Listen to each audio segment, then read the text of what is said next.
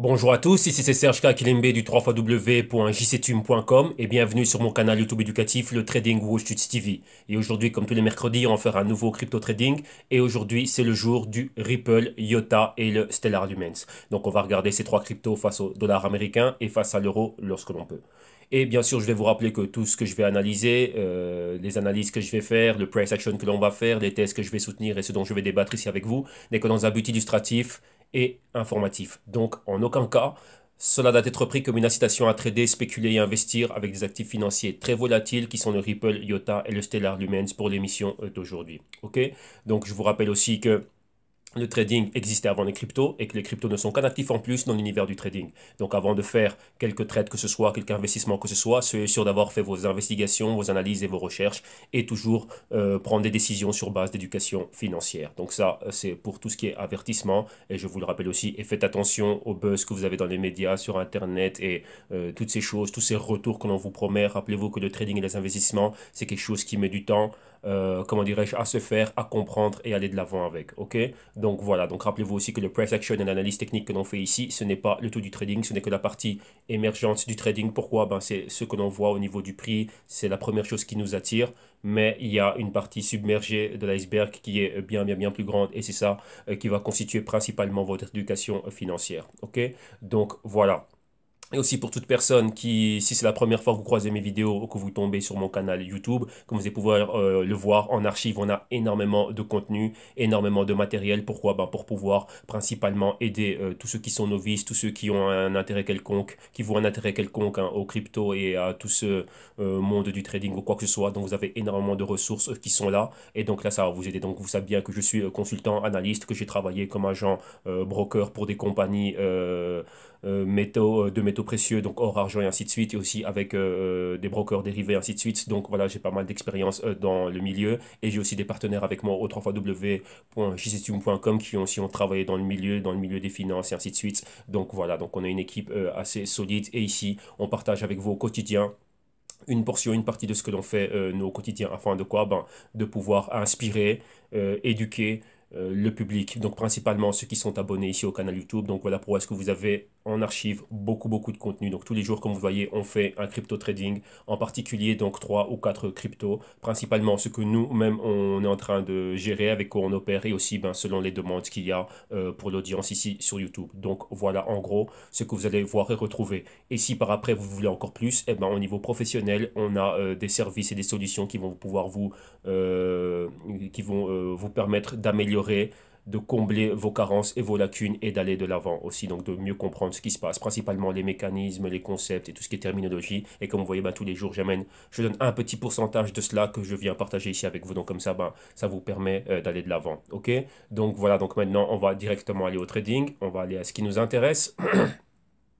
Et on reviendra en fin d'émission pour parler de, comment dirais-je, ben, de tout ce que l'on est en train de voir ici, hein. Donc aujourd'hui, principalement, on va se focaliser sur le Ripple, le IOTA et le Stellar Lumens. Donc avant de commencer, on va donner une petite note d'information, donc les news hein, principalement qu'il y avait. Donc vous avez vu que Ripple, déjà depuis la semaine passée, c'était en train de bien monter. Il y avait pas mal de news aussi qui étaient en train d'arriver et les news principalement sont celles-ci. Donc vous voyez que Ripple maintenant est en train, ici, selon cet article de Global Coin Report, donc on voit que le Ripple est en train de faire des mouvements, donc de faire une avancée forte. Pourquoi? Dans la révolution de la banque traditionnelle. Rappelez-vous que Ripple est une crypto qui est centralisée. Elle n'est pas décentralisée comme toutes les autres. Elle ne vient pas être là et promettre des choses hallucinantes et ainsi de suite. Non, Ripple vient là pour travailler, être régulé et travailler au niveau centralisé avec les élites et les pouvoirs déjà en place. Donc quand je me réfère à ça, c'est quoi? C'est principalement aux institutions bancaires et aux banques centrales et au gouvernement. Eh ben, Ripple vient là pour leur proposer des solutions. Principalement pourquoi? Ben, pour être bien plus rapide que Swift. Donc faire des transferts quasi instantanés à faible coût et avec toutes les vérifications que cela requiert. Donc ça, c'est principalement ce que Ripple fait. Donc cet article parle de cela. Et ici encore un autre article qui était confirmé par Ripple Labs. Donc ouais, ici on est sur ripple.com et ils ont confirmé la news que je vous avais donnée la semaine passée où on parlait des autorités monétaires saoudiennes qui maintenant bah, vont commencer, comment dirais-je, à travailler sur les programmes pilotes du Ripple. Pourquoi? Bah pour tout ce qui est transfert d'argent et ainsi de suite au sein de ce réseau de banques. Et maintenant, il y a encore une autre news, et ici, elle vient de Reuters, toujours avec l'Arabie Saoudite. Et vous voyez ici que la Banque centrale saoudienne vient de signer un deal, donc un accord avec Ripple pour utiliser quoi? Bah pour utiliser la blockchain de Ripple. Donc principalement les projets que Ripple, enfin les protocoles et les services que Ripple offre. Et ils ont trois choses: le XVIA, le XCurrent et le XRapid. Donc tout ça, c'est pour les règlements, transfert d'argent et pourvoyeur de liquidité. Donc voilà, maintenant vous avez une autre grosse banque centrale qui va commencer à l'utiliser dans le Moyen-Orient. Donc voilà, vous voyez qu'il y a il y a toujours de l'avancement. Et au niveau du ici, au niveau du IOTA, une news un peu plus négative. Pourquoi? IOTA, vous avez vu que IOTA, c'est une, comment dirais-je, c'est une blockchain très très intéressante, hein, qui vient avec un autre type de technologie, donc le Dash et le Dark et le Tangle. Et principalement, c'est quoi? C'est le Internet of Things Application, donc d'où les lettres, hein, donc le IOTA, Internet of Things Applications, donc des implications pour l'Internet des choses. Donc principalement, c'est quoi? Pour pouvoir connecter tous les dispositifs, interconnecter entre tous les dispositifs qui sont connectés sur Internet. Donc là, il y a énormément de choses et ça, c'est le monde de demain. Ok, donc vous voyez, tout va être sur le cloud. Donc votre voiture, votre wallet, comment dirais-je, votre frigo intelligent, le drone qui va faire les livraisons, le Domino's Pizza, vous avez commandé une pizza qui va arriver de chez vous et ainsi de suite. Ou par exemple, vous n'êtes pas là, ben, ça peut être payé directement. Vous avez une smart maison qui va ouvrir les portes, le drone va venir déposer votre pizza, un autre robot va le récupérer et lorsque vous rentrez du boulot, ben voilà, ben, tout est là, tout est parfait.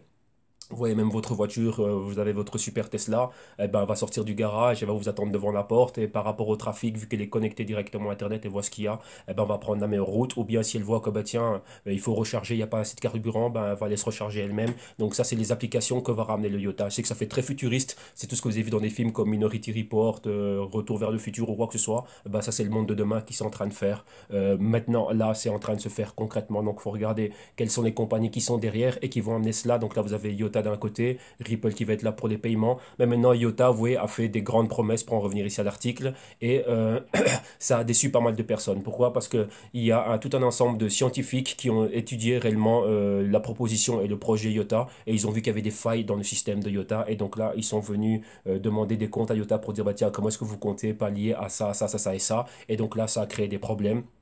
Et on voit que leur technologie et la solution qui sont en train qui sont en train, enfin, rappelez-vous, ce sont des projets, ce sont des startups, hein, et des fondations qui disent, ben, ok, c'est bien ce que vous avez, mais il y a ça, ça, ça, ça comme problème, et qu'allez-vous faire par rapport à ça? Donc maintenant, il y a une guerre sur Internet, sur Twitter, entre les supporters de IOTA, donc principalement les fans, et les développeurs ben, sont quand même assez muets par rapport à ça, mais voilà, donc il y a pas mal de problèmes, vu que aussi maintenant, ben, le problème, comme vous voyez ici, de fake news, donc des fausses nouvelles qui seront, comment dirais-je, qui sont mises en avant. Donc, il faut vraiment faire très attention dans ce que vous voyez. Ce type de news, il faut vraiment qu'elle soit vraiment comment dirais-je, confirmé, hein, donc par les développeurs et ainsi de suite. Donc ça, c'est plus ou moins la guerre qu'il y a. Mais ça, ce n'est pas étonnant. Pourquoi? Rappelez-vous, toutes ces cryptos sont, il y a des startups qui sont derrière et elles sont toutes en phase embryonnaire. Donc elles viennent avec des projets, elles ont besoin de capital pour faire quoi? Ben, pour mener à bien tous ces projets. Donc il leur faut de l'argent. Mais maintenant, ben, voilà, c'est beau sur papier, mais après, il faut voir s'il y a une utilité réelle dans le monde réel. Vous voyez, comme c'est le cas avec Ripple, ben, Ripple a des utilités réelles, signe des deals réels et des choses qui vont déjà pouvoir être utilisées maintenant.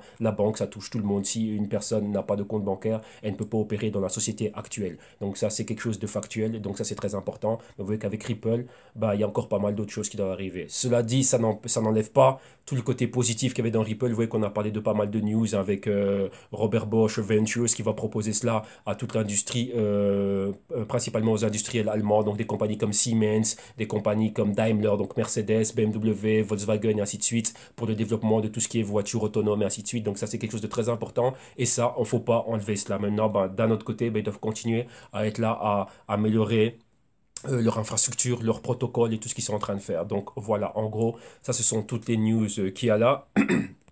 Et maintenant, ben, on va bouger, on va rapidement aller, enfin pas rapidement, on va prendre notre temps, mais on va aller au trading. Et avant de commencer, donc là ici, vous avez vu toutes les news que l'on a. On va aller, bah tiens, j'avais préparé ici un... Ça s'est bougé, excusez-moi. J'avais préparé un daily... Ah bah voilà, il est là. J'ai pas compris comment il a bougé. On va regarder rapidement ce qui se passe ici au niveau du trading de toutes les cryptos que nous, on va regarder, ok?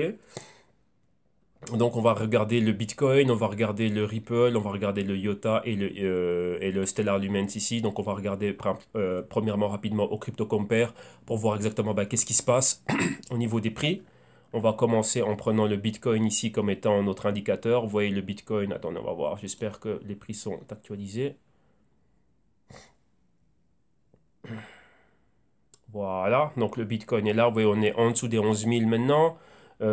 Ça monte, vous voyez la résistance ici et là on est en dessous, donc vous voyez qu'on est à la baisse pour le moment, donc on peine fortement à passer ce niveau des 11 000, hein. Donc vous voyez qu'il faut vraiment, comment dirais-je, il faut vraiment qu'il y ait bien plus de volume et qu'on puisse réellement percer au-dessus. Ripple ici maintenant est en cinquième position, vous voyez des Ethereum classiques en train de monter maintenant au top 4. Ripple qui est en train de dépasser maintenant, enfin qui est toujours au niveau du dollar. Market cap près de 40 milliards et vous voyez que ça monte. Vous voyez, là, on a le support ici clairement et vous voyez qu'on est entre le support et la résistance et là, ça perd une histoire de quoi? De 10%. Continuons. Qu'est-ce que l'on a encore? Donc, on a dit qu'on avait fait Ripple, IOTA et le Stellar. 19e position ici, on a le Stellar Lumens. Vous voyez, c'est 41 cents. Ici, 7,7 milliards de market cap. Et vous voyez que c'est en train de baisser. Donc, vous voyez la résistance au-dessus. Et on est clairement en bas. On rebondit un peu. On est plus ou moins flat. On a une perte de 2% plus ou moins.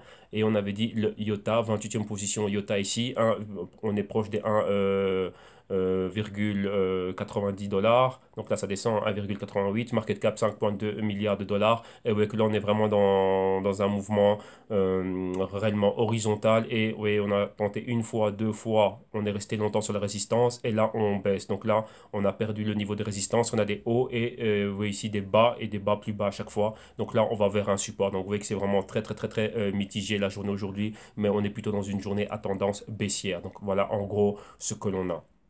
Maintenant, on va regarder ça ici au niveau du graphe et qu'est-ce que l'on voit. Donc, si on utilise le Bitcoin comme indicateur, donc on va regarder un peu ce qui se passe avec le Bitcoin rapidement. Donc, vous voyez le Bitcoin, le canal baissier. Donc, vous voyez le résistance, support, on est ici. Vous voyez cette espèce de marteau là sur la résistance et exactement sur le. Ça, c'est les. Que je dise pas de bêtises, ça, c'est les 61% de Fibonacci, de retracement Fibonacci plutôt. On est remonté fortement. Maintenant, on a un doji et vous voyez qu'on est là. Donc là, on peut s'attendre à quoi? Ben, on peut s'attendre à voir une possible baisse. On va voir réellement ce qui est en train de se passer ici. Mais regardez le niveau où on est en train de résister. Donc, ouais, en dessous des 12 500. C'est cette zone ici où on avait quoi? Un ancien support. Maintenant, c'est une résistance. On est arrivé à ce niveau-là et à ce niveau-là, ça coince. Donc, c'est un niveau critique. Donc, passer au-dessus des 11 000 et des 12 000 ici, vous voyez qu'on a flirté avec les 11 500, donc c'est vraiment juste en dessous des 12 000. Donc c'est un niveau très critique. Pourquoi? Tout simplement parce qu'on avait un ancien support ici et maintenant on peine à passer au-dessus de ce niveau-là. Donc on va voir réellement ce qui va se passer. Rappelez-vous, on est toujours dans ce canal baissier. On est proche de la résistance du canal. Donc ici, on pourrait voir un retournement et aller plus bas. Donc on va voir ce qu'il y a. Donc là, il faut être très attentif. Maintenant, on a regardé le Bitcoin ici comme étant dirons notre indicateur. Maintenant, on va regarder ici le Ripple face au dollar américain, les prix qui nous viennent de Poloniex. Et qu'est-ce que l'on voit ici? Vous voyez ce niveau de support là. Eh ben, on a exactement la même chose ici aussi avec le Ripple. Donc le support, c'est pratiquement, comme vous pouvez le voir ici, le dollar américain. On est toujours en inside week candle. Donc vous voyez cette bougie rouge. Une, deux, 3 semaines, aucune n'a été ni en dessous ni au-dessus. Donc là, c'est clairement un mouvement horizontal. Donc là, rappelez-vous, comme on le voit souvent, si c'est notre point C, c'est un point excellent et génial pour de l'accumulation. Mais vous voyez, on vient petit à petit. On ne rentre pas fortement comme un dingue et en mettant 100% de notre capital dedans. Non, on teste petit à petit. Pourquoi? Bah, si ça continue à monter, eh ben, comment dirais-je, on va pouvoir bénéficier ben, de la hausse. Oui, là, c'est la stratégie qu'ont adopté pas mal de personnes que vous voyez rentrer ici. À chaque fois que ça baisse, ben, vous voyez, ces longues mèches que vous voyez là, ce sont juste des personnes qui sont en train d'acheter, donc qui en profitent pour accumuler. Et là, on a un point d'équilibre entre vendeurs et acheteurs. Donc là, on reste là pour le moment. Donc on va regarder ça avec plus de détails lorsqu'on va s'attarder plus longuement sur le trading du Ripple en particulier. Donc lorsqu'on va faire son price action. Et ici, on a le IOTA. Et comme vous voyez ici, IOTA, on a exactement ben, la même chose, hein. Donc on descend. Donc le canal ici n'est pas bon, par rapport au haut que l'on a. Donc si on prend ce haut et ce haut plus bas ici, là le canal reste OK. Donc là vous voyez qu'on est en support du canal, on est bien plus bas. Là aussi on a les quoi, les 1,80, les 1,70 ici comme support et on est en train de rebondir par rapport à cela et on est aussi en mouvement comment dirais-je, horizontal avec une annulation, une probable annulation ici. Donc on va rester longtemps dans cette zone critique, enfin pas longtemps, mais on est dans cette phase d'accumulation ici au niveau juste au-dessus des 1,50. Donc là, c'est un niveau de support très critique et on va voir cela. Et pour finir, on a quoi? On a ici le Stellar Lumens. Donc rappelez-vous, Stellar Lumens qui est une bifurcation du Ripple. Si le Ripple est là pour travailler avec tout ce qui est banquier, donc pour un réseau business to business, donc interbancaire, le Stellar Lumens lui est là pour faire des nano, des micro et des nano transactions. Donc principalement pensé pour des particuliers et tout ce que l'on fait au quotidien. Donc aller faire ses courses, faire son plein et quoi que ce soit. Donc payer ses factures au quotidien. Donc là, c'est pensé pour ça. Ok. Et ici, on a exactement la même chose. Donc toujours dans ce drapeau ici, donc vous voyez que c'est pratiquement le même patron que l'on voit là, sauf qu'ici les fluctuations, bon, elles sont moindres, hein. Donc on a le niveau ici des 70 dollars comme résistance, et ici le support pardon, est aux alentours des 36, voire les 40 cents de dollars. Retracement de Fibonacci, ici vous voyez exactement sur les 61%.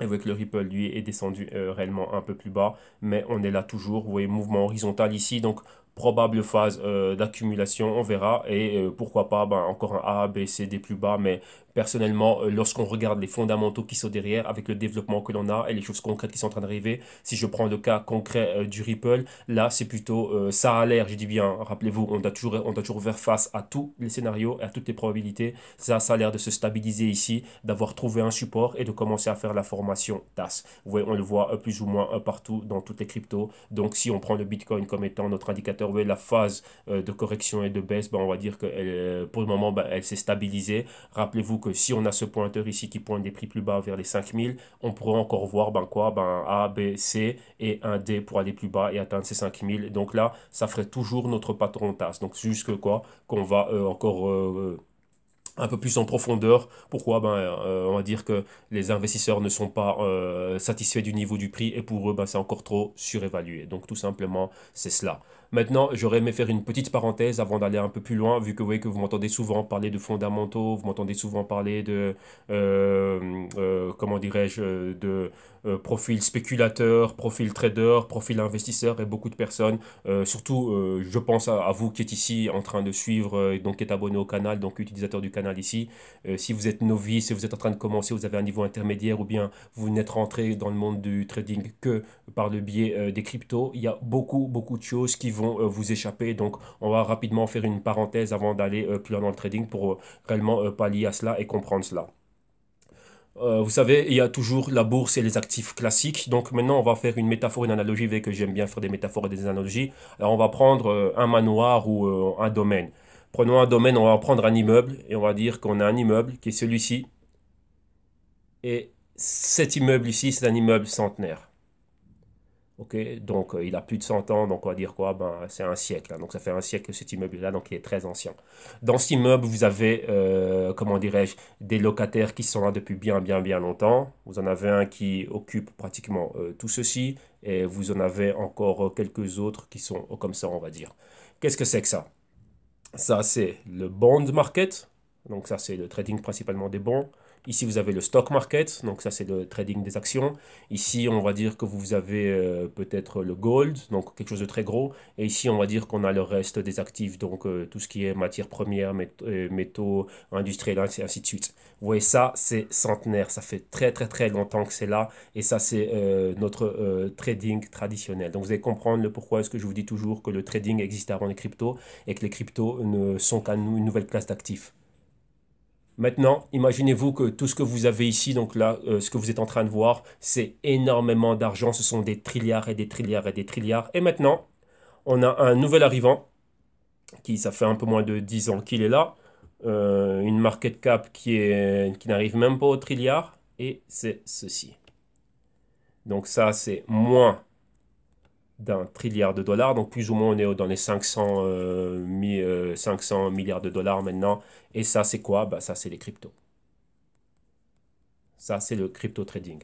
Donc maintenant regardez, donc ça c'est centenaire, hein. Et donc là, vous pouvez remonter au Dow Jones, ou le bon, c'est les actifs les plus anciens, mais le stock market, par exemple, vous pouvez remonter au niveau de la Première Guerre mondiale, et ainsi de suite. Il y avait déjà le stock market, le bond market, c'est là depuis bien, bien, bien longtemps. Et maintenant, ben, les matières premières aussi, ainsi de suite, hein. Donc, quand vous avez, par exemple, la bulle des tulipes, c'était quoi, le XVIIe siècle, ainsi de suite, en Hollande. Donc, ouais, que ça remonte il y a très, très, très, très, très longtemps. Donc, ouais, donc on peut me dire que c'est bien plus que ça, mais tel et comme on le connaît au niveau de sa sophistication, on va dire que ça fait un siècle que c'est comme ça. Maintenant, avec la technologie, ça s'est amélioré, mais ça fait un siècle, on va dire qu'on a tout ça. Et maintenant, vous avez les cryptos qui sont nés quoi fin 2008. Donc, c'était quoi décembre 2008, novembre 2008, lors de la crise financière. Donc, ça n'a que 10 ans. Donc, 10 years. Et ça, c'est moins d'un trilliard. Maintenant, l'analogie que moi j'ai envie de vous faire par rapport à ça, c'est quoi? Vous qui êtes novice, donc principalement je pense à un novice qui est là, qui est en train de commencer, lui il est ici. Donc lui il est crypto-centrique. Donc ça c'est notre nouvel arrivant qui est en train de trader, qui est là. Et donc Alain qui est là, qui a envie de se lancer dans le trading. Et lui il ne regarde que ça, il n'a que les yeux rivés sur le trading. Donc là il est en train de voir des choses, et il y a des choses qu'il ne comprend pas. Mais il ne comprend pas que si tout ça c'est un domaine, et rappelez-vous aussi, ça c'est un domaine, et que ça c'est annexé, donc c'est un nouvel annexe qui a été créé il y a moins de 10 ans. On va dire l'électricité, l'eau, le gaz et tout ce que vous voulez vient de là. Donc qu'est-ce que ça veut dire? Ça veut dire que si ici j'éteins la lumière, ça affecte directement ben, le nouvel annexe que j'ai. L'arrivée d'eau qu'il y a dans l'univers crypto dépend de ma maison centenaire, l'arrivée du gaz et tout le reste dépend de cela. Donc qu'est-ce que ça veut dire? Que tout est connecté à ce qui se passe ici. Maintenant, rappelez-vous, comme je vous ai dit, que mon ami ici, Alain, lui, ne regarde que ceci, et il a omis de regarder ce qui se passe dans ce gros ensemble. Donc ici, qu'est-ce qui se passe? Si on coupe la lumière, si on coupe l'eau ici, et si on coupe le gaz, bah directement, ça a un impact ici. Et lui, vu qu'il n'est que cryptocentrique, il ne comprend pas ce qui est en train de se passer. Donc vous voyez, là, c'est juste pour vous montrer ce qu'il y a. Donc vous voyez que cette petite case, elle est vraiment minuscule comparée au bon, comparée au stock, aux matières premières et au gold, et ainsi de suite. Donc juste le gold, c'est une histoire de quoi? Entre 5 et 7 trilliards. Donc là, on est déjà à moins d'un trilliard. Donc ouais, qu'on est très très très loin juste du marché du gold, ainsi de suite. Tout ça pour vous montrer quoi? Que lorsque vous voyez qu'il est en train de se passer des choses, des choses qui se passent ici, ça a un impact et ça a des répercussions directement sur le marché des cryptos. Beaucoup de personnes disent que ce sont des marchés qui ne sont pas corrélés entre eux ni quoi que ce soit, mais moi je vais juste insister sur un fait. Rappelez-vous et regardez bien, et là je vous l'ai montré à chaque fois que je suis en train de faire des missions, quelles sont les personnes qui interviennent dans ces marchés. Toutes les personnes qui étaient dans le bond market, stock market, on va dire tous ceux qui travaillaient dans le monde des finances, ont quitté le monde des finances pour commencer à monter des exchanges, numéro un, commencer à monter des crypto funds, numéro 2, et des services reliés comment dirais-je, au monde des cryptos, parce que ce sont eux qui connaissaient exactement ce qu'il y avait. Et certains, comme vous l'avez vu, ceux de BitMEX, qui étaient des anciens traders de Deutsche Bank, de Citigroup et JP Morgan, ainsi de suite, et pas mal de choses pareilles, là-bas du côté d'Asie, donc Taïwan, Hong Kong, ainsi de suite, ils s'emmerdaient, c'est ça le terme qu'ils ont employé, ils s'emmerdaient, il n'y avait pas de volatilité, il n'y avait plus assez de gains, alors ils ont bougé pour commencer à créer ce genre de choses. Donc ce sont des personnes qui viennent de ce monde ici, et qui, elles, maintenant, rentrent dans ce monde-là pour en être là et en contrôler l'infrastructure et les services qui vous sont offerts au niveau d'exchange, broker ou tout ce que vous voulez. Donc, vous voyez que quoi? Ce qui se passe ici a un impact sur ce qui se passe là. Donc, maintenant, tout nouveau venant, tout novice qui est en train d'arriver, qui est cryptocentrique, donc qui ne regarde que ce qu'il y a dans les cryptos, lorsqu'il se passe des mouvements, ben, il ne comprend pas ce qui est en train de se passer, ben, il ne comprend pas d'où ça vient. Rappelez-vous, tous ceux qui ont de l'argent, c'est ceux qui ont de l'argent ici. Donc il y a des personnes qui ont de l'argent dans les stocks, donc ils ont des actions, ben, ils revendent un peu d'actions pour rentrer là-dedans, ils revendent quelques bons pour rentrer ici, ils revendent un peu de gold pour rentrer là, et quelques matières premières pour rentrer dans l'univers crypto. Donc ce sont des personnes qui faisaient ça. Donc ça, ce sont déjà des investisseurs. Maintenant à ça, vous devez rajouter des traders, des hedge fund managers et ainsi de suite, qui maintenant laissent l'ancien business qu'ils avaient et qui anticipent, on va dire, ce changement de paradigme, donc on va dire cette révolution, pour anticiper la nouvelle tendance, donc on va dire tout ce qui est compagnie blockchain et tout ce qui est développement de cette infrastructure et ainsi de suite, et le crypto trading bien sûr. Donc vous voyez que c'est très important. Pourquoi est-ce que je vous dis ça?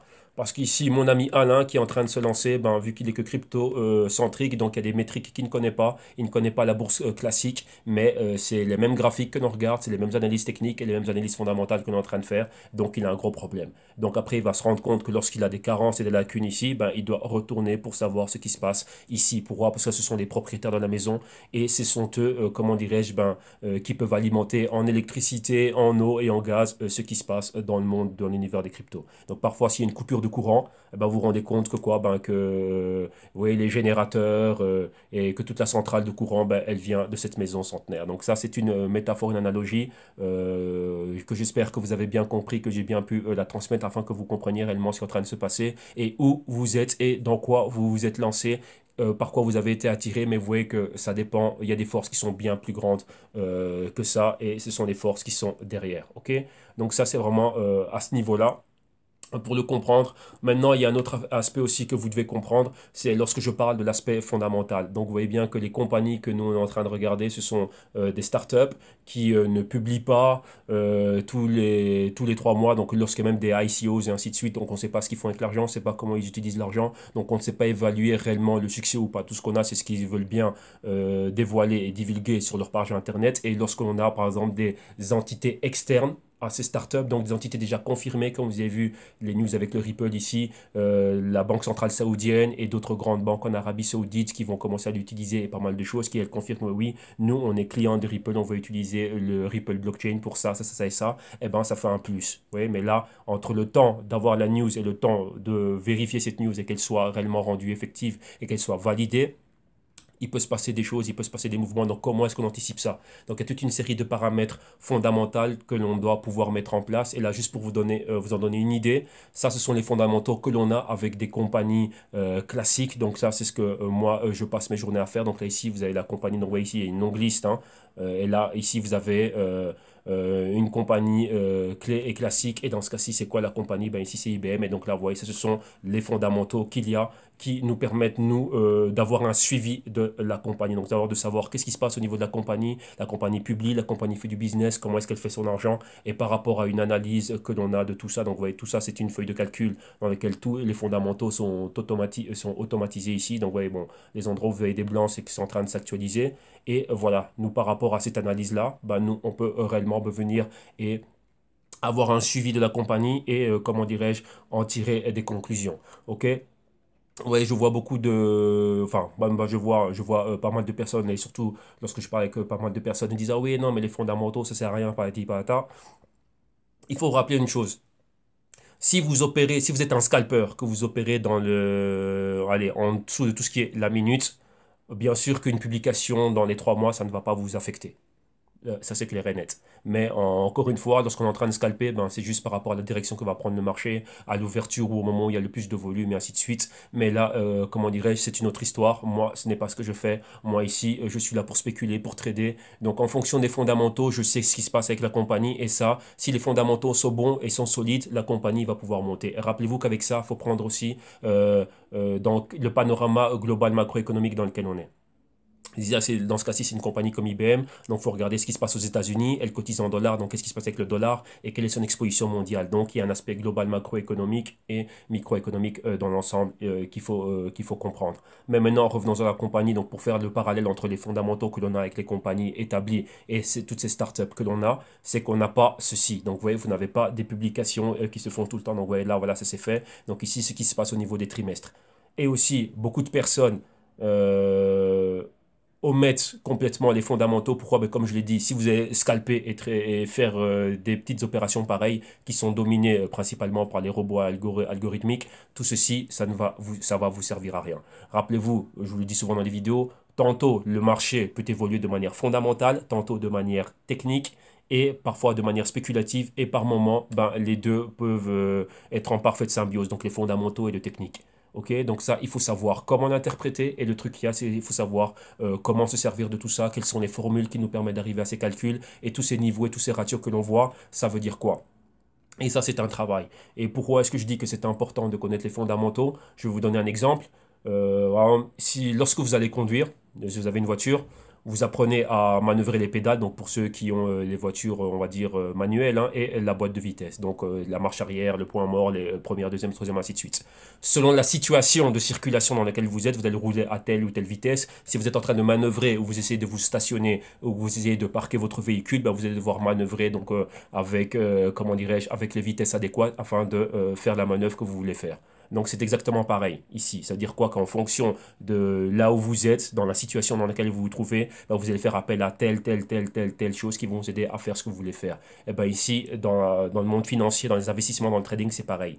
Si vous avez besoin des fondamentaux à un moment donné, ben les fondamentaux, vous les connaissez, vous les mettez en avant. Si c'est plus technique, eh ben c'est plus technique. Si c'est plus price action, c'est plus price action. Si c'est plus spéculatif, c'est spéculatif. Si c'est sur news ou sur catalyseur, c'est sur news et sur catalyseur. Mais l'ensemble, vous voyez, c'est quoi? Lorsque vous avez été à l'auto-école, on vous a tout appris. On vous a appris tout le code de la route et tout ce qu'il y avait à faire avec. Et on vous a appris tout ce qu'il y avait au niveau des vitesses et des pédales, ainsi de suite. Comment bien, comment dirais-je, apprendre à rouler correctement. Et maintenant, en fonction de la situation, ben, vous faites appel à ce dont vous avez besoin. Donc, ouais, à tout ce que vous avez acquis, tout ce que vous avez appris. Et ben ici, c'est pareil.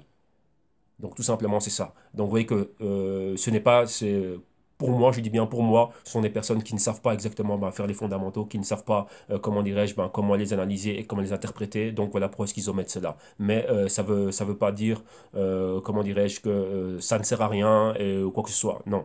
Les fondamentaux, on en a besoin, mais il faut savoir exactement à quel moment les utiliser. Pour entrer à la ligne, c'est tout. Donc là, par rapport au système que moi je développe et par rapport à la stratégie, eh ben là on en a besoin. Principalement ici, comme vous le voyez, ce sont des compagnies qui sont exposées au blockchain, donc on doit en connaître les fondamentaux et voir tout ce qu'il y a derrière. Ok? Donc ça c'est très très très important. Mais vous voyez maintenant, lorsqu'on revient maintenant en crypto avec Ripple, Dash, Bitcoin, ce que vous voulez, on n'a pas tout ce genre d'informations. Donc là, il faut qu'on ait un autre ensemble de métriques. Vous voyez ici, principalement, on regarde la market cap, on regarde les income, on regarde le PE ratio et les earnings per share. Donc maintenant, tout ça, il y a des formules et des calculs qui nous permettent d'arriver à ça et on peut les évaluer entre elles. Donc on va dire, je peux évaluer IBM, Microsoft, Google, Cisco et Adobe entre elles par rapport à tous ces paramètres-là et déterminer, ben, si une compagnie est surévaluée, infravaluée, ou bien si sa valeur elle est juste et ainsi de suite par rapport au marché, par rapport à tout ce qui est en train de se passer. Est-ce que c'est trop cher? Est-ce que c'est pas assez cher? Et là, maintenant, avec le technique, eh ben, on combine le tout. Donc, vous voyez, ça, c'est des choses qui sont très, très, très importantes et il faut savoir le faire. Et maintenant, ça, c'est l'analyse fondamentale. Et comment dirais-je, avec cela, ben, qu'est-ce que l'on a aussi? Ben, vous avez l'analyse, on va dire, un peu plus quantitative. Donc ici, de manière froide, hein, on peut dire ça comme ça, sur base algorithmique, encore avec d'autres, comment dirais-je, avec d'autres formules qui me permettent d'arriver aussi à la même chose. Donc vous avez vu les fondamentaux, et ici si je prends IBM, IBM est ici à la ligne numéro 27, et là maintenant, ben, là, ici, ben, j'ai d'autres niveaux et d'autres choses, vous voyez, en relation aussi avec le VIX, donc une formule dans laquelle qui inclut aussi les niveaux du VIX, ici, donc le Volatility Index, et qui me permet de calculer, ben, voilà, de déterminer un momentum à la hausse, à la baisse, et des entrées, et aussi le risque. Donc vous voyez, ça c'est très important. Donc là, vous devez avoir un système qui va vous permettre de faire tout ceci. OK?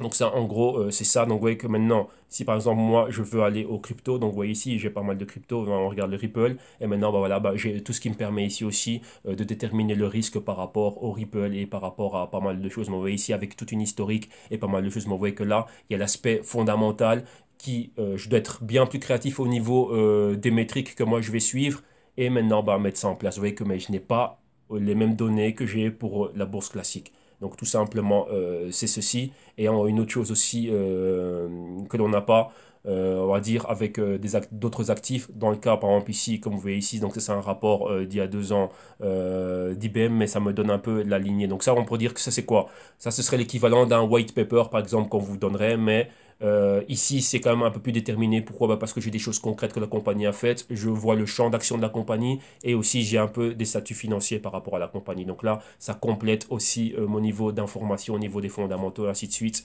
Et donc, vous voyez qu'il y en a pas mal. Donc, tout ça pour vous dire quoi? Pour en revenir à quoi ici? Ça, ce sont les éléments dont on a besoin afin de pouvoir faire des analyses concrète et carrée. Donc là, maintenant, quand vous voyez toutes ces compagnies ici, donc vous avez vu un peu les différents points qu'il y a. Donc il y a toujours 3 points d'analyse. Donc les news, les fondamentaux, l'analyse quantitative et puis l'analyse technique que l'on fait ici. Donc là, ce qu'on fait ici principalement lorsqu'on est sur les graphiques. Mais comme vous le voyez bien, ce n'est pas assez et le marché va encore bien plus loin. Donc il y a beaucoup de choses à faire. Donc là, vous comprenez le pourquoi et le comment je dis que le trading, ce que l'on fait lorsqu'on regarde le price action et l'analyse technique, ce n'est que la partie émergente du trading. Il y a bien plus que ça à faire derrière. Donc vous voyez ici, c'est ça, hein. Donc maintenant, ça dépend aussi, vous devez savoir dans quelle unité de temps vous allez trader, c'est quoi votre horizon de trade et quel est votre profil. Donc si vous êtes spéculateur, trader, donc vous voyez que vous pouvez faire des trades de trimestre à trimestre, puisque c'est là principalement dans les actifs classiques que se passent, on va dire, tous les mouvements. Donc ouais, d'une période de publication à une autre, et ben là on va avoir des mouvements entre ces deux périodes de publication. Donc là c'est on va dire 3 mois. Donc 3 mois c'est 13 semaines, 90 jours d'horizon de trade. Si vous voulez investir, et ben c'est au-delà du semestre et au-delà de l'année. Donc vous avez besoin de voir solide qu'est-ce que la compagnie fait au niveau ses statuts financiers, au niveau de son cash flow et au niveau de pas mal de choses pour vraiment déterminer ben ouais, est-ce que cette compagnie là, si je l'achète maintenant au prix auquel elle est, premièrement, est-ce que c'est une valeur juste pour ce prix-là et est-ce que j'aurai un retour sur mon investissement dans X temps. Ok, donc là, il y a pas mal de choses à voir en compte. Donc, vous voyez que là, pour aller un peu plus loin encore, pour pouvoir voir tout ça, vous voyez que vous m'entendez souvent parler de pas mal de choses, mais là, lorsque vous voyez concrètement, ben maintenant, vous déterminez un peu quelles sont les métriques et quels sont les outils que vous avez par rapport aux cryptos qui vont vous permettre après de déterminer une prise de risque. Donc une prise de position dans le marché, bah tiens, je suis acheteur dans Ripple, bah pourquoi bah sur base de quelle métrique par rapport à quoi? Qu'est-ce qui réellement vous a convaincu de cela? Ou le Bitcoin par exemple. Et c'est juste le buzz que vous avez entendu dans les médias parce que vous avez entendu le prix, que c'était à X cents il y a quelques temps et que ça atteint les 20 000 et qu'il y avait un retour monstre, que ça fait des millionnaires et des milliardaires. Donc voilà, c'est ça la chose. Mais vous voyez qu'il y a un travail à faire derrière et ça c'est un travail sérieux. Comme je vous dis, on ne fait pas d'argent dans les marchés par hasard. Tous ceux qui ont pu être millionnaires ou milliardaires ou quoi que ce soit comme on peut le voir maintenant, comme vous l'avez vu et là je vous l'ai montré souvent, ce sont des personnes qui viennent du monde des finances, qui savent analyser et qui savent déterminer les fondamentaux et les techniques d'une chose. Et voilà, ils ont pris du risque de rentrer dedans à X prix et maintenant, ils ont déterminé leur horizon de temps. Et là, c'était principalement bah, pour tout cela, c'est pour du long terme. Donc là, vous devez savoir exactement ce qui est en train de se passer. Et maintenant, lorsque l'on voit au niveau du trading dans les exchanges, ainsi de suite, ben, ça c'est aussi un autre outil et ça permet, ben, les personnes sont libres, c'est un marché, hein, donc voilà, moi je crois en ça, j'étais rentré à tel niveau, ben, maintenant ben, j'ai plus envie, je préfère tel projet, donc je revends ce que j'ai pour aller vers tel projet. Donc je revends du Bitcoin pour entrer dans le trône. Donc là, voilà, donc là ce sont des choses que vous devez déterminer et avoir bien à l'esprit et ne pas omettre ou mettre une croix sur ce type de choses parce que c'est réellement là. Et là, ça vous évite pas mal de catastrophes lorsque vous savez exactement ce que vous faites, donc vous savez dans quoi vous investissez et à quoi vous êtes en train de jouer. Ok? Donc là, c'était une longue intro, mais c'était nécessaire parce que voilà, il y a pas mal de personnes qui me demandaient ça et qui ne comprenaient pas réellement cela. Donc là, maintenant, vous avez vu exactement c'est quoi. Donc vous voyez exactement, ben, comme je vous dis, hein, ça c'est la partie émergée de l'iceberg. Donc on voit le prix, on voit un graphique, tout le monde peut parler d'un graphique et ainsi de suite. C'est facile, on peut en faire des vidéos, tout ce que vous voulez sur le net. Mais il y a la partie submergée de l'iceberg et là, vous voyez que c'est quelque chose de bien plus balèze et bien plus fort. Donc on commence par les fondamentaux pour terminer ici et ici on détermine à quel niveau est-ce qu'on va rentrer et pas l'inverse. Beaucoup de personnes ne se focalisent que sur ça. Donc vous voyez aussi les exchanges vous donnent une plateforme avec des graphiques gratos mais c'est pas ça qui va déterminer votre succès. Et le fait d'avoir aussi du capital, bah, c'est pas ça qui va vous permettre d'aller de l'avant par rapport à votre capital. Il y a beaucoup plus de choses à faire. Et là, c'est la partie submergée de l'iceberg que je viens de vous montrer. Donc l'analyse quantitative, l'analyse fondamentale, et ainsi de suite. Mettre sur place des systèmes avec des formules, ainsi de suite, qui vont vous donner une suite logique. On va dire une suite logique en rapport aux données que l'on a. Eh ben, dire quelles sont les projections de telle et telle compagnie. Et ça, c'est un travail qui est à faire. Et ça, c'est ce que moi je fais au quotidien. Donc, je ne suis pas au quotidien dans les graphiques, je suis au quotidien dans la génération de stratégies, de systèmes et d'analyse fondamentale. Et bien sûr, regardez ben, les catalyseurs et ainsi de suite. Qu'est-ce qui est en train de se passer réellement au niveau de la compagnie. Rappelez-vous, les cryptos, ce sont des projets, ce sont des startups. Certaines, comme Ripple, sont des compagnies confirmées, enfin, des compagnies confirmées qui sont en train de bosser, de bouger. Donc, vous devez être créatif au niveau ben, des paramètres et des métriques que vous allez regarder. Ok, donc là on a fait une longue intro, ben, ça fait partie du trading, ça c'est pour vous aussi, tous ceux qui sont en train de comprendre. Et maintenant on va au price action. Ok, donc on va dire que la classe fondamentale du jour, ben, elle est passée et maintenant on va au trade. Ok, bon. Ripple, niveau concret, qu'est-ce que l'on a? La hausse ici qu'on avait, rappelez-vous, on a la moyenne mobile de 4 semaines, convergence avec celle de 13 semaines, inside week candle, donc vous voyez cette bougie rouge, on n'est ni au-dessus, ni en dessous. Une, deux, 3 semaines inside week candle. Pour le moment, on est en train d'avoir un patron de renversement. Donc, on est en train de rejeter cette mini hausse que vous avez vue et on retourne à la baisse. Donc, vous voyez l'entrée ici des acheteurs avec le support de la moyenne mobile de 21 et 26 semaines ici. Et là, on pourrait retourner clairement vers ces niveaux-là. Donc, retourner clairement vers les niveaux, retourner en dessous du dollar comme là on est en train de le voir là maintenant, et revenir caresser et avoir une interaction avec la zone ici du retracement de 78% et de la moyenne mobile de 21 et 26 semaines comme support. Et vous le voyez également ici au niveau du stochastique. Rappelez-vous, avant on avait une convergence. Avec la hausse que l'on avait, on avait un début de divergence. Et avec cette baisse, vous voyez que là, on est revenu en convergence et donc on n'a plus d'angle. Et comment dirais-je, on reste dans cette zone ici. On est proche de la zone d'infravaloration. Donc ces zones-là. Donc là, ce sont des zones d'accumulation. Maintenant, on peut encore aller plus bas. Rappelez-vous, c'est pour ça que je vous disais que si vous voulez commencer à rentrer, rentrez petit à petit. Donc là, pas mal de clients que j'ai en consulting, vous savez exactement, vous savez qui vous êtes premièrement et vous savez exactement à quoi je suis en train de me référer ici. Donc là, c'est l'approche stratégique que nous, on a employé maintenant, que moi-même j'ai employé maintenant, c'est de rentrer petit à petit. Donc si j'ai 1000 euros à mettre dans le Ripple, que je vais dire, tiens, je vais mettre 1000 euros en risque sur le Ripple, eh ben, on a commencé par prendre quoi? Un dixième ou un vingtième de ces 1000 euros, donc 100 ou 200 euros, et un vingtième, pardon, ou un cinquième. Et là, on commence à quoi? À rentrer petit à petit. Donc on a déterminé des niveaux dans lesquels on est en train d'accumuler petit à petit, comme ceux que vous avez vus ici. Et là, une fois qu'on est bien, là, on va pouvoir commencer à remonter vers le haut. Et avec cela, une stratégie de couverture avec des dérivés. Donc, beaucoup de personnes me demandent qu'est-ce que moi j'utilise pour les dérivés. Rapidement, pour les dérivés, j'utilise ceci, le plus 500. J'avais Trading 212 qui était ici, mais je vous ai déjà dit lors des vidéos la semaine passée ou il y a 2 semaines, j'ai commencé à avoir des problèmes avec le broker, donc j'ai enlevé les 3 comptes que j'avais avec eux, j'ai retiré mes fonds, et maintenant j'ai repassé mes fonds ici à plus 500, et encore un autre broker, le broker avec lequel je suis sous contrat, donc le 8safe UK Ltd qui opère sous le nom commercial de IronFX. Donc voilà, principalement les deux que j'utilise. J'utilisais markets.com aussi, mais markets.com dernièrement a commencé à faire des problèmes à retirer du trading avec des cryptos et avec les compagnies blockchain. Et donc là, c'est pas intéressant pour mon système et mes stratégies. Donc là aussi, j'ai mis fin à, comment dirais-je, j'ai mis fin aussi au trade que j'étais en train de, comment dirais-je, au compte que j'avais avec eux. J'ai toujours des comptes, mais j'ai juste retiré les fonds. Pourquoi? Tant qu'ils n'arrivent pas à remédier à ces problèmes-là, c'est pas intéressant pour moi d'opérer avec eux. Ok, donc comme ça, vous voyez exactement à quoi je me réfère. Donc Bitstamp, les wallets et plus 500 pour le moment. Donc voilà. Ok. Bon, Ripple, concrètement, les niveaux, qu'est-ce que l'on a? Vu qu'on va vers le bas, s'attendre à retester ici clairement la zone des 85 cents. Donc là, c'est ce qu'on va voir ici à moyen terme. Ok, donc à court et moyen terme. Donc on va déjà, à moyen terme, on va rester ici dans la zone d'accumulation et à court terme, on va rebaisser. Donc probablement retourner en dessous du dollar. Donc là, c'est quoi? Encore une autre opportunité de pouvoir accumuler à un niveau bien plus bas. Mais là, ça dépend de votre profil et ça dépend quelle est votre stratégie d'intervention. Donc si c'est pour rester dans du long terme, ainsi de suite, là, ce sont des niveaux, moi je suis enchanté lorsque je vois, j'aimerais même que ça aille encore bien plus bas et pour pouvoir profiter de rentrer dans un Ripple plus bas. Tout simplement, c'est ça. Rappelez-vous que moi je peux me couvrir avec des dérivés, j'utilise des dérivés aussi et je ne suis pas que crypto-centrique comme vous l'avez vu dans l'exemple que je donnais. Je suis un des occupants, enfin un occupant pas, je suis un des locataires de la maison centenaire. Donc j'opère dans les bons, j'opère dans les stocks, j'opère dans les métaux précieux et dans les matières premières. Et voilà, j'ai même oublié dans le petit exemple de rajouter le Forex aussi. Donc, qui est aussi un super super gros marché. Ok, donc voilà. Ok, donc ça c'est Ripple face au dollar américain. Maintenant on va aller au Ripple face à l'euro.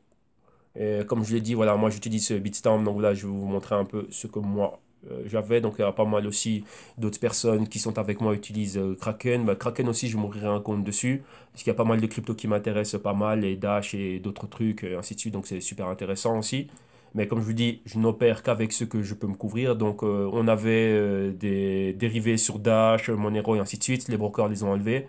Donc j'espère s'ils le remettent dans un futur, voilà, ça va, comment dirais-je, être en accord avec mon système et ma stratégie, pouvoir opérer avec en exchange et aussi pouvoir le couvrir. Pourquoi? Dans les exchanges, rappelez-vous, vous pouvez faire que acheter bas pour vendre haut.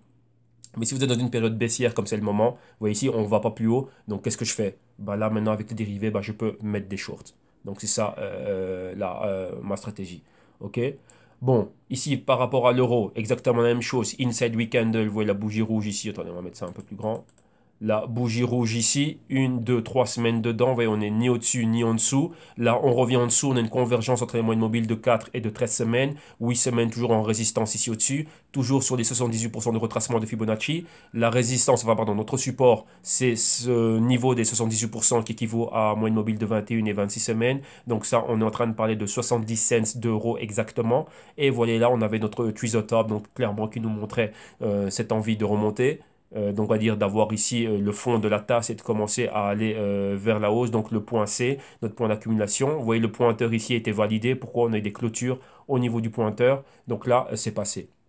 Maintenant, qu'est-ce qu'il y a? On a ceci. Donc qu'est-ce que ça veut dire ça? Ça veut tout simplement dire le fond de la tasse et on est là. Ouais, on est ici à ce niveau-là et vous voyez ici aussi avec la convergence. Donc ça c'est quoi? Opportunité, comment dirais-je, pour pouvoir accumuler. On a le point A, le point B, le point C et on va aller après vers un point D plus haut. Donc là c'est les choses que l'on a. Donc ici, là je peux en parler ici clairement. Moi, qu'est-ce que j'étais en train de faire? J'étais en train de faire deux choses. J'avais des ordres limites et des ordres stop, on va dire pratiquement tous les 5 cents. Donc si ça montait, j'accumulais petit à petit, petit à petit, petit à petit. Et si ça descendait, bah, j'accumulais aussi. Donc là, j'ai vu qu'il y a pratiquement tous les ordres qui étaient mis, à part les ordres qui sont au-dessus, ouais, ici, qui sont au-dessus de l'euro. Pourquoi? Bah, parce qu'on n'est pas passé au-dessus. Donc tant qu'on n'est pas au-dessus, bah, les autres ordres ne vont pas se faire, mais pour le moment, on est dans une phase d'accumulation. Donc on est déjà en train d'accumuler ici. Et maintenant, ben, ce que je referai, c'est quoi? Ben, remettre des ordres d'accumulation, par exemple 80 cents, 75 cents, et ainsi de suite. Toujours des petites quantités, ben, comme ça, j'accumule de plus en plus. Et si ça rebouge, eh ben, je suis rentré dedans en dessous de l'euro.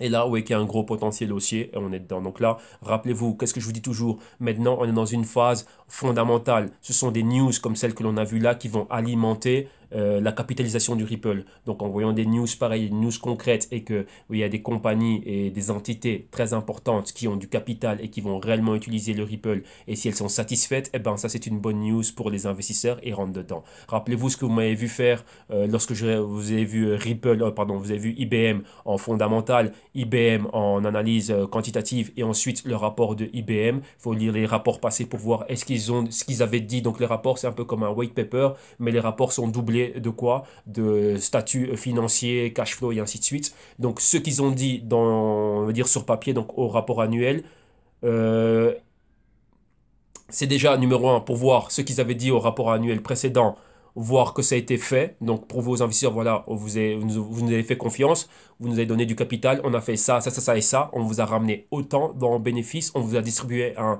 dividende de autant. Maintenant, voilà, avec ce que l'on a comme bénéfice, on va réinvestir comme ça, comme ça, comme ça, comme ça, et on veut atteindre ça dans le prochain trimestre, dans le prochain semestre, dans la prochaine année. Donc par rapport à ça, lorsque les investisseurs voient ça, ils ont une feuille de route, donc ils savent à quoi ils doivent s'attendre. Et on a des estimations. Tiens, avec ce que l'on fait, on doit pouvoir atteindre ça, ça, ça, ça et ça, et avoir autant de bénéfices pour vous, autant de dividendes pour vous. Et ça, c'est ce qui plaît aux investisseurs. Donc là, lorsqu'il y a ça, les investisseurs, ben quoi? Une partie des bénéfices qu'ils reprennent, les remettent, comment dirais-je, dedans, parce qu'ils disent, bah tiens, si vous continuez à monter et que vous pouvez encore me ramener encore plus, eh ben moi, je suis dedans.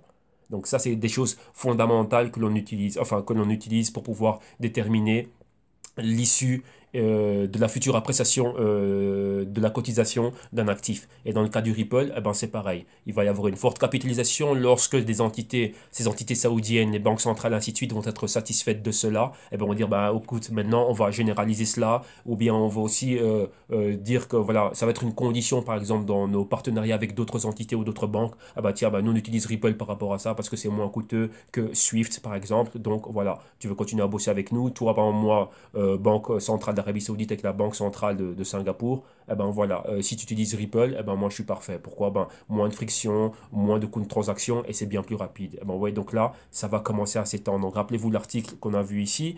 Ripple vient pour faire quoi? Vient pour révolutionner le monde de la banque traditionnelle. Très important. Donc là, maintenant, il y a un coup à jouer et ça, c'est cette période-ci d'accumulation.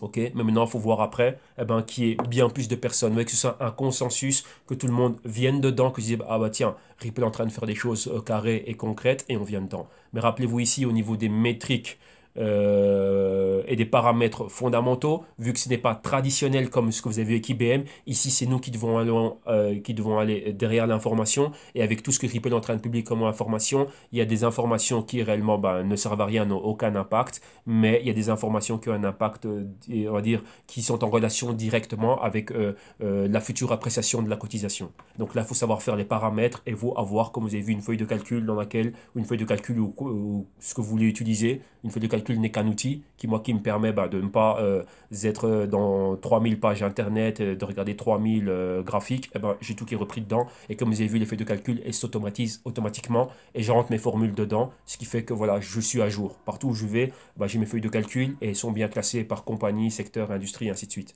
OK? Et ici, avec Ripple, ça va être exactement la même chose. Donc Ripple ou n'importe quel autre crypto. OK? Donc voilà. Donc ici, concrètement, pour en revenir à ce que je disais, vu que je fais pas mal de parenthèses, mais bon, c'est important, ça reste dans l'éducation et l'information.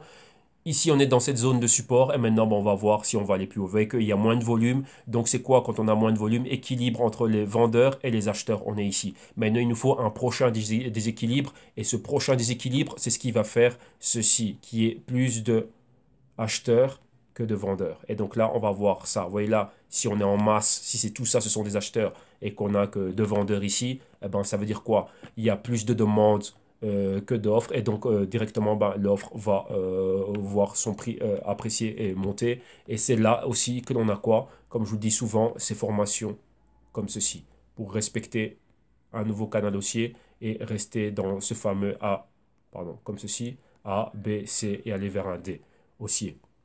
Ok, mais c'est ici que tout se joue. Ça, ce sont des points d'opportunité. Vous voyez que lorsque beaucoup de personnes sont en train de pleurer parce qu'ils ont perdu ici, non, là, ce n'est pas des gens qui sont en train de pleurer. Ceux-ci ici, ce sont tous ceux qui étaient rentrés ici, qui ont anticipé ce mouvement-là, qui, lorsqu'ils ont accumulé durant toute cette période, arrivés ici, ils prennent des bénéfices. C'est quelque chose de tout à fait naturel. Et maintenant, ils voient le prix revenir plus bas. Donc, cette zone-là, on va la voir se répéter ici, dans ce patron-là, et ensuite, on s'attend à ça.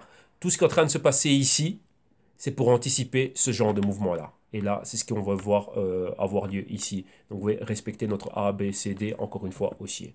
Okay. Et là, c'est pour n'importe quel actif que vous pouvez faire, même pour IBM, ce que je suis en train de faire, et ainsi de suite. Là, voilà, c'est ce que l'on fait et c'est ce que l'on s'attend de voir. Ok. Donc, on a vu une longue classe ici avec Ripple, IBM pour voir tout cela. Maintenant, on va pouvoir aller un peu plus vite avec les deux dernières cryptos qu'il nous reste à voir. Donc maintenant, on va regarder quoi? C'est quoi là, ici maintenant? Maintenant, on va faire IOTA et puis on va terminer avec le Stellar Lumens. Ok. Voilà, voilà. Maintenant, on va au IOTA. Donc, IOT USD. Voilà. On va regarder les prix qui nous viennent de Bitfinex. Voilà. On va bien remettre le Fibo. Là, voilà. On va sauvegarder ça déjà d'entrée. Et maintenant, regardons ce qui est en train de se passer ici avec le IOTA. Donc, IOTA, on avait concrètement envoyé ici ce niveau de résistance au niveau des clôtures des 4,50. Vous voyez le tweezer top ici qui se forme. C'est quoi? Une mèche, deux mèches, donc beaucoup d'entrées de vendeurs. Donc, c'est les vendeurs, rappelez-vous, tous ceux qui ont accumulé ici, qui ont anticipé ce grand mouvement. Boum, ça s'est passé. Là, vous voyez, quand vous venez de 55 cents et vous atteignez pratiquement les 5 dollars, vous en profitez pour prendre vos bénéfices. Et là, ça a été en baissant rapidement. Rappelez-vous qu'il y avait ce petit, on va dire, contentieux, hein, donc même pas contentieux, mais cette petite pique qu'il y a entre les détracteurs de IOTA, enfin même pas des détracteurs, mais des personnes qui viennent analyser pour faire des fondamentaux, tout simplement c'est ça. Ils ont fait des fondamentaux, ils ont dit, bah tiens, par rapport à ce que vous dites, ça c'est un problème, qu'allez-vous faire par rapport à ça? Vous voyez que tout le monde n'est pas seulement omnibulé par les prix, il y a un réel travail fondamental à faire derrière, et lorsqu'on fait le travail fondamental réellement, on se rend compte de ces choses-là. Là, rappelez-vous, ce qu'il y a sur papier, donc, les promesses, ce que IOTA veut faire, c'est bien, c'est grand, c'est magnifique, mais pour certaines personnes, on y voit qu'il y a ça et ça comme problème. Mais rappelez-vous aussi que d'un autre côté, IOTA a des grandes entités, principalement allemandes, qui sont derrière. Pourquoi? Pour aider IOTA à faire cela. Pourquoi? Parce que ce que IOTA promet de faire, eux, ça va les aider dans leurs industries et dans leur business en général. Et donc là, c'est Robert Bosch et ainsi de suite, et qui va donc la compagnie Bosch. Et donc là, Bosch a beaucoup, comment dirais-je, d'affiliés, de partenaires et de partenaires business. Et donc pour eux, ce sera un plus. Rappelez-vous, comme je vous ai dit, si Ripple Vous avez la Banque centrale d'Arabie Saoudite qui demande à d'autres banques centrales aussi d'utiliser Ripple. Pourquoi? Bah, pour l'utilité des règlements qu'ils sont en train de faire entre elles. Eh ben, c'est ça. C'est la même chose avec Robert Bosch ici et le IOTA. Robert Bosch qui dit voilà, nous on utilise IOTA. Et donc, par exemple, toi, Daimler qui fait du business avec nous, eh ben, pourquoi ne pas utiliser IOTA? Ça va être bien plus simple pour nous, moins de coûts, moins de ci, moins de ça. Donc, vous voyez, ça, c'est ce que Bosch est en train d'essayer de faire par rapport à IOTA. Et ça, on l'avait couvert dans le Global Culture Research. Et donc, vous voyez que ça, c'est ça. Donc, rappelez-vous, il faut regarder. C'est bien qu'il y ait des personnes, comment dirais-je, qui font le travail fondamental et qui voient ce qu'il y a. Mais rappelez-vous que tout ça, c'est quoi? C'est un jeu d'argent. C'est qui va être le mieux capitalisé et avec ce capital, que va-t-il faire? Donc, va-t-il faire le développement? Va-t-il pallier aux problèmes? Ou va-t-il amener réellement ce développement tant attendu pour lequel nous, on a payé afin que nous, Bosch, Daimler, Volkswagen, Audi, tout ce que vous voulez, puissions l'utiliser et améliorer ben, nos rendements et bien sûr les profits qu'on est en train de faire. Rappelez-vous, c'est du capitalisme tout ça ici. Ça, ce n'est qu'une révolution, une révolution dans l'univers capitaliste, dans la société capitaliste, pour entrer à la ligne. OK? Donc, la chose ici, c'est ça. Donc maintenant, IOTA, qui a des bons backers, on va dire, des personnes de poids et des entités de poids derrière, eh ben, elles sont quand même toujours là pour pouvoir utiliser ce que IOTA va faire demain. Donc là, il faut réellement voir cela. Maintenant, parlons du trade ici. Qu'est-ce que l'on a vu? Depuis cette hausse, vous voyez qu'on est revenu proche du quoi? On a caressé ici avec un pointeur une fois, deux fois, les niveaux de l'ancienne résistance, maintenant support. Et depuis là, vous voyez qu'on s'est stabilisé, donc équilibre. Les vendeurs ont arrêté de vendre ce qu'ils avaient et maintenant il y a d'autres acheteurs qui sont rentrés massivement ici, deuxième fois, troisième, quatrième et cinquième, et ça s'est stabilisé. Donc maintenant, la vente a arrêté. Donc voilà, on a vu un spike ici au niveau de la hausse, un pic au niveau de la hausse et directement ben, un retour. Donc là, c'est pour tout l'écosystème crypto. Vous voyez que le patron est identique partout. Donc là, on voit la baisse. Donc on revient ici sur ces niveaux de support. Donc One Mobile de 21 et 26 semaines ici. Quand on avait ce petit drapeau haussier, on va le dessiner ici, ouais, ça, c'est un grand drapeau haussier. On est revenu se poser là. Ouais. Donc là, on est posé à ce niveau-là. Ça nous donne aussi ce canal baissier. On est en zone de support du canal. Et maintenant, ben voilà, ce serait redécoller pour aller en résistance du canal, rebaisser un peu et recréer ceci.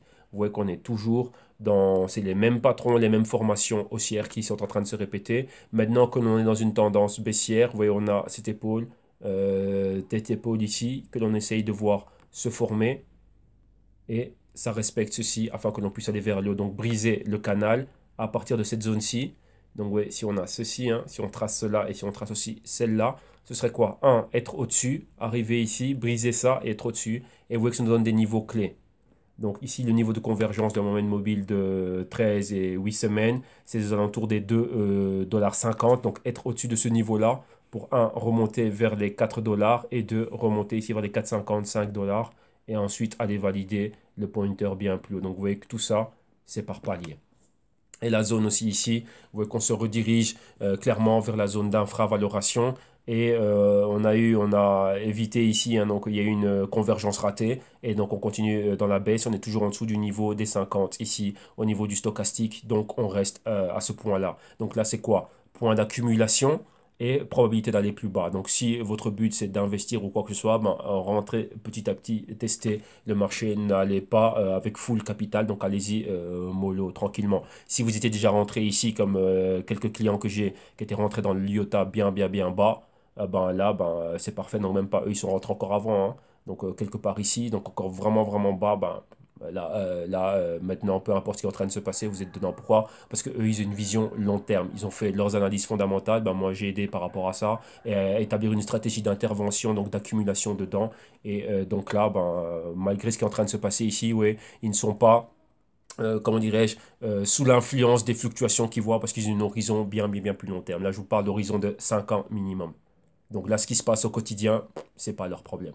Ils regardent les fondamentaux, la compagnie, qu'est-ce qu'elle est en train de faire, avec qui la compagnie est en train de bouger.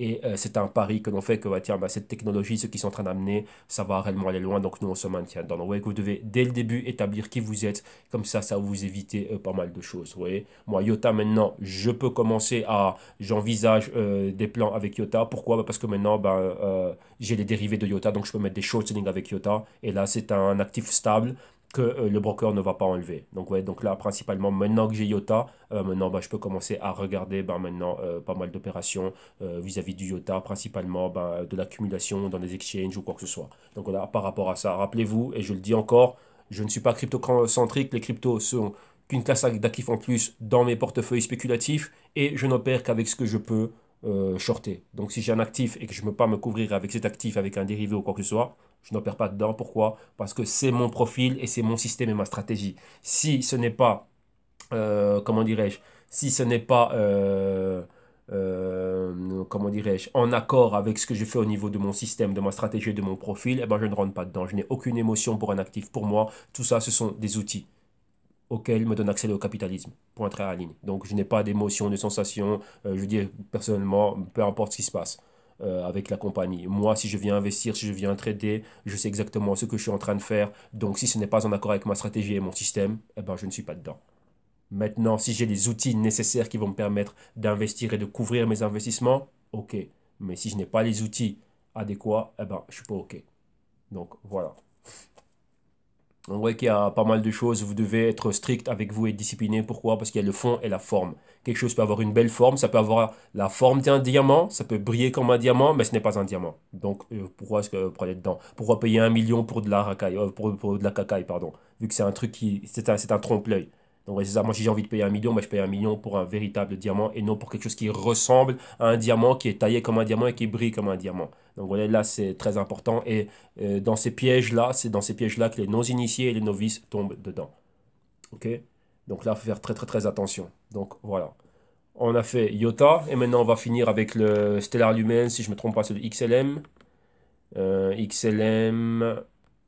Oh, tiens, on a face à l'euro, on va regarder ça face au. Non, là où je vais là. Non, attendez, USD. Voilà. Voilà, on va prendre les prix qui nous viennent de Poloniex et après on va le regarder face à l'euro. Voilà, là on a déjà notre Fibonacci, bon on peut le laisser comme ça va, ça prend en compte ceci. Vous avez vu le niveau de résistance ici, donc les 70 cents, le max là, donc on répète rapidement les niveaux qu'il y a, donc ça c'est pour ceux qui tomberaient ici, qui regarderaient ça pour la première fois, et directement depuis là on est en train de baisser. Qu'est-ce que l'on voit ici aussi clairement? On a cette formation ici de drapeau qui nous fait un triangle. Vous voyez que là, on a rejeté les prix plus bas. Qu'est-ce que ça veut dire? C'est juste une forte entrée d'acheteurs. Maintenant, on est ici. Vous voyez ici les 61% et les 50% de Fibonacci. On est entre ces deux zones, donc les 50 cents et les 35-40 cents, on va dire. Donc là, on est là. Maintenant, qu'est-ce qui est en train de se passer? Vous voyez qu'on est en train de... Ici, clairement, vous voyez qu'on va où? On est en train d'aller... Attendez, parce que là, je n'ai pas mis cet outil-là. On est où ici maintenant?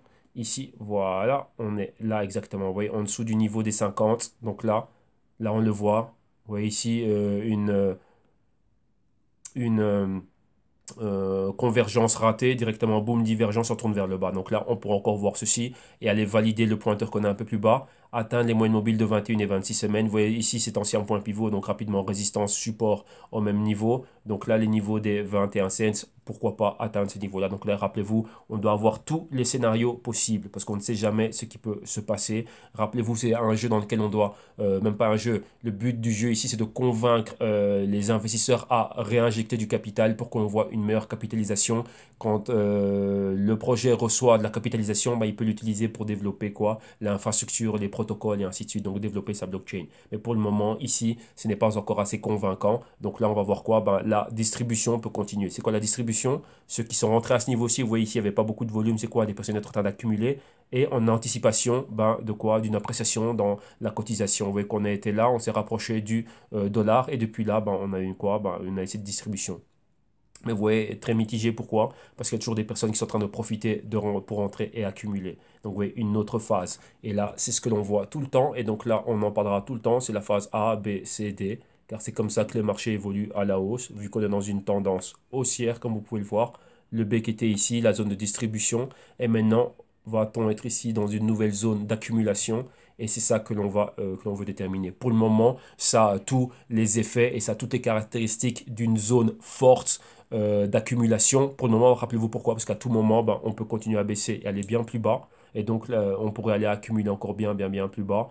Mais pour le moment, là, comme direction se stabilise. Donc, vous voyez que ça, on a déjà vu ce genre de choses ici. Hein. Donc, vous voyez, ici, ça a été le cas. On pensait que là, c'était fini. Et ben non, boum, on a remis une couche, on allait plus bas. Donc là, on a ceci pour le moment. Et vous voyez, donc ça va de là, ici. Pardon, on va mieux le redessiner. Hein. Donc, on a ces niveaux-là. On vient d'ici, on est descendu là et maintenant on remonte ici. Vous voyez, on est en résistance et maintenant on peut, boum, revenir là bien plus bas pour atteindre cette zone-ci. Donc on a aussi un A, un B, un C et un D baissier.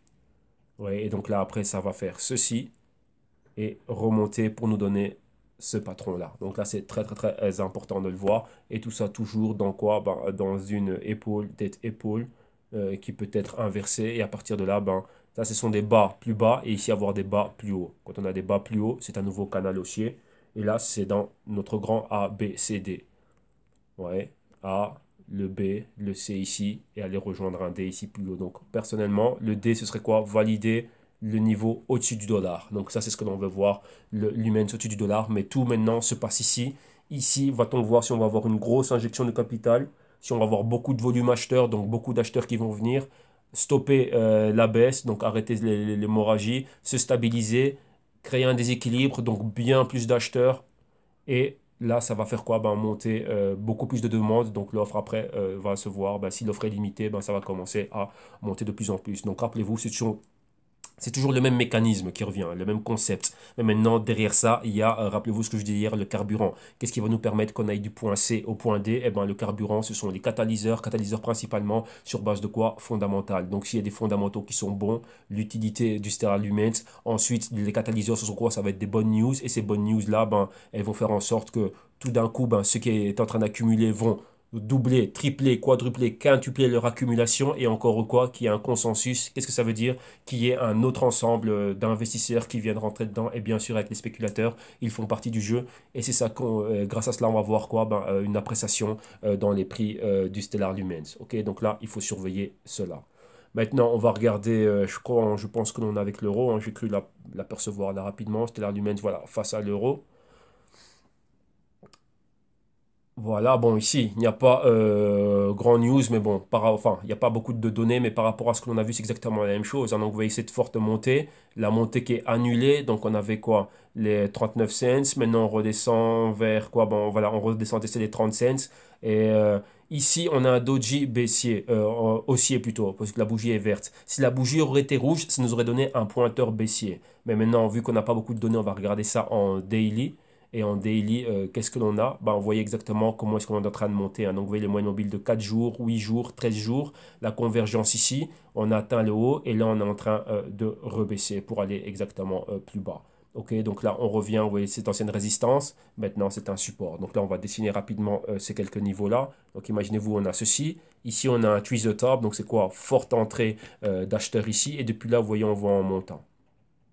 Et on a atteint ceci.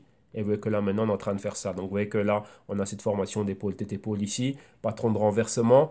On a ces niveaux-là. On a dans les anciens niveaux ici de résistance maintenant des supports. Et vous voyez que là, on est en train de briser pour aller plus bas. Donc là, on est toujours en quoi?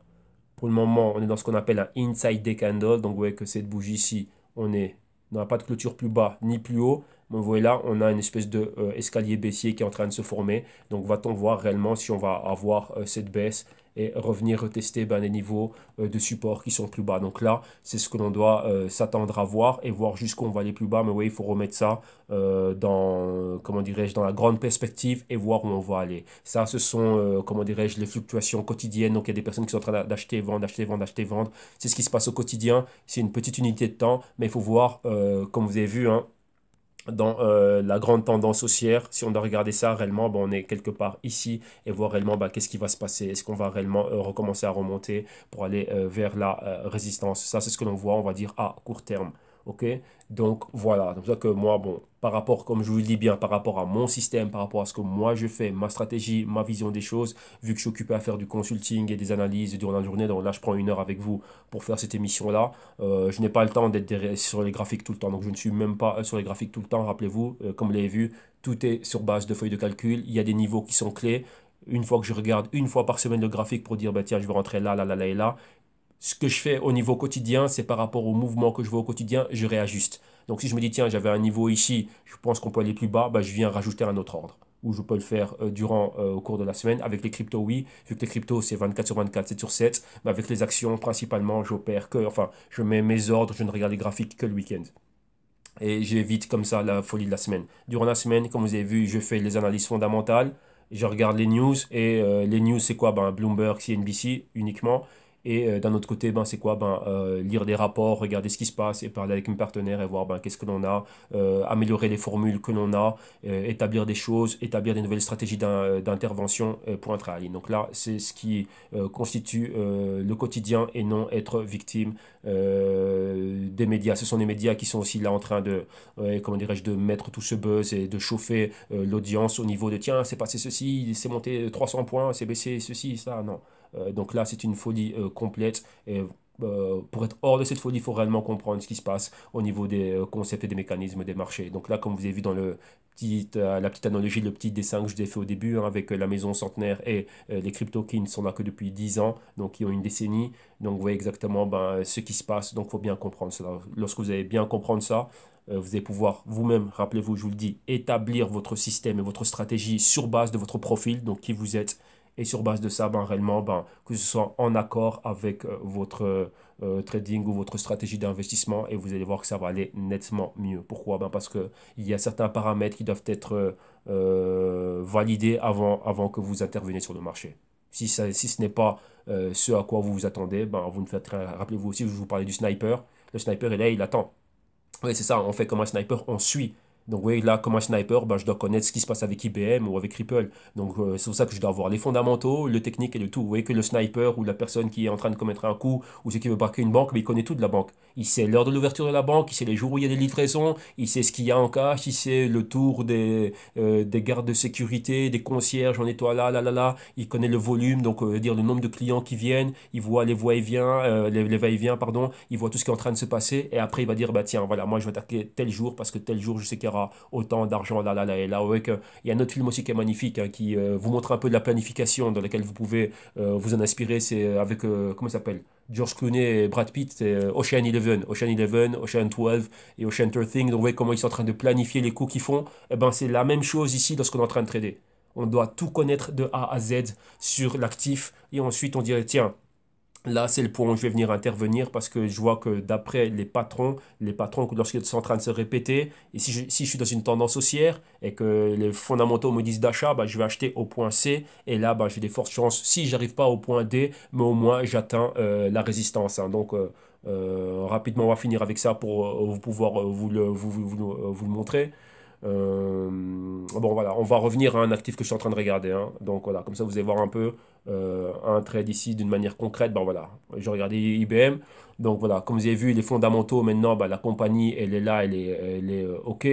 Donc il y a pas mal de choses en perspective qui sont en train de se passer. Donc là, voilà, donc là c'était un peu les derniers types d'opérations que nous on avait passé. Vous voyez le canal dans lequel je suis, ben voilà, je suis là, donc moi j'avais déjà pris avantage de ça, de ça. Donc vous voyez ici, c'est toujours dans une phase haussière. Ben vous voyez que si on n'atteint pas un point C quelque part ici, mais on a une résistance clé qui sont les 180. Et regardez, nous on est où?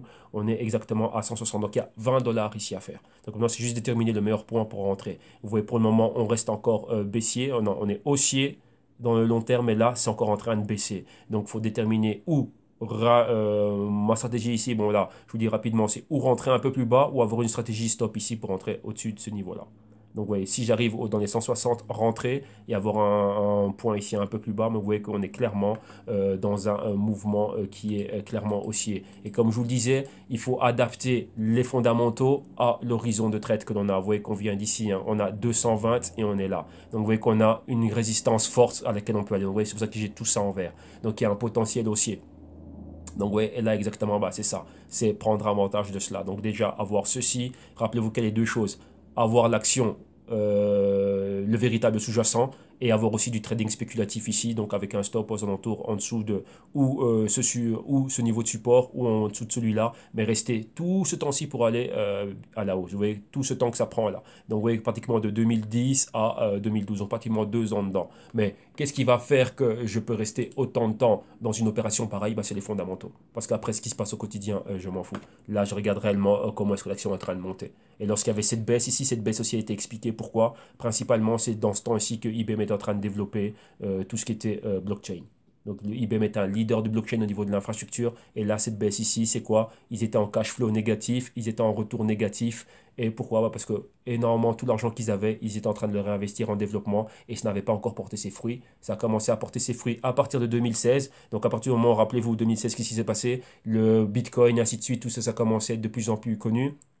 Toutes les applications blockchain ont commencé à pulluler, ça commençait à sortir de partout. Et vu qu'ils étaient déjà positionnés, ils avaient anticipé cela, ben là maintenant ils commencent à avoir un cash flow positif et ils recommencent à revenir, ils commencent à avoir des trimestres dans le vert, donc positifs, et redistribuent encore plus de dividendes à leurs investisseurs. Ils sont leaders dans tout ce qui est intelligence artificielle, tout ce qui est blockchain et encore pas mal de choses. Donc un bête exemple, toute transaction que vous faites avec Visa, Mastercard, lorsque vous achetez avec vos cartes de crédit et de débit, c'est sur l'infrastructure d'IBM. Donc juste ça. Ok, donc voilà exactement c'est quoi. Donc là maintenant, ben voilà, avec tout l'avènement de blockchain et tout ce qu'on va voir, eh ben IBM aussi va commencer à en profiter et aller à la hausse. Ok, donc là voilà. Donc vous voyez que comme je vous dis, on a toujours ces A, B, C, D. Ben maintenant on est là, donc vous voyez, on va dessiner ça rapidement, hein. Donc on a le point A ici, là c'est un B et là on est au niveau du C. Donc vous voyez, tous les marchés, même ça arrive là-dedans. Donc, vous voyez qu'on est dans ce petit canal intermédiaire. On a un point D ici et encore plus haut, on a encore ce point-là. Donc maintenant, ben, là, c'est ça. Maintenant, c'est déterminer le meilleur point d'entrée avec le moins de risque possible pour pouvoir rentrer et commencer à remonter. Donc, il y avait déjà quelques opérations qui étaient en train de se faire et maintenant, je réévalue encore un nouveau point d'entrée. Pourquoi je suis en train d'attendre? Parce qu'on peut encore rebaisser et aller encore un peu plus bas. Donc, bah, tiens, bah, ça va être encore l'occasion de pouvoir rentrer et d'être encore un peu plus bas et d'accumuler encore plus de choses. Donc, vous voyez que là, ce n'est pas 100% crypto-centrique. Il y a des cryptos, mais il y a aussi les compagnies qui développent l'infrastructure blockchain et IBM est l'une d'entre elles. Donc, vous voyez que là, c'est ça. Et comme je vous dis ici, j'ai investi dans IBM. Pourquoi? Bah, parce que avec ce que vous avez vu avec les plateformes de trading dérivés, eh ben, j'ai accès à du short selling. Avec la bourse traditionnelle, si je peux le faire, mais c'est un peu plus coûteux parce qu'il faut louer les actions. Il faut chercher des personnes qui peuvent nous prêter des actions au sein du broker ou d'autres actionnaires pour qu'ils nous les prêtent et que nous on fasse un short. Et donc là, il faut les payer à eux par rapport à ça. Donc là, c'est encore une autre histoire, mais on peut le faire bien plus facilement avec des dérivés. C'est moins coûteux et on a du levier avec. Ok? Donc voilà. Donc on va arrêter ici, hein. Donc là, vous avez vu pas mal de choses au niveau des raisonnements, au niveau de, voilà, de tout ce que vous devez voir et avoir et revoir et les choses que vous devez comprendre. Donc voilà. OK? Donc maintenant, si vous aussi voulez arriver à ce niveau de raisonnement et faire bah, ce que vous me voyez faire ici, donc il y a une adresse pour vous, c'est le 3 fois w.jztube.com et ne vous inquiétez pas, les liens sont ici dans la description de vidéo, comment me contacter et comment arriver à ces pages ici et aussi avoir un PDF qui va vous montrer le contenu des vidéos modules. Donc une fois que vous êtes là sur cette page, vous regardez exactement quel est le service ou la solution qui est adéquate pour vous. Donc rappelez-vous les vidéos modules qui sont là, donc tous les consulting comment dirais-je, mis sous forme de vidéo, plus de 60 heures, il y a plus de 3000 minutes, le tout réparti sur 10 modules, les consulting one-on-one, donc à l'année ou au semestre, le CryptoTech Portfolio, donc là c'est complet, donc là c'est crypto, vidéo consulting, vidéo comment dirais-je, consulting one-on-one. En plus de ça aussi, la gestion du risque, donc et crypto, et aussi on met sur pied un CryptoTech Portfolio. Donc là, comme vous avez vu avec des compagnies comme IBM, donc tout ce que vous avez vu en fondamental, donc on met ça aussi sur place, on gère le risque et on génère des idées et avec une stratégie d'intervention. Les Global Crypto Research, donc les rapports trimestriels de crypto à l'année ou à l'unité.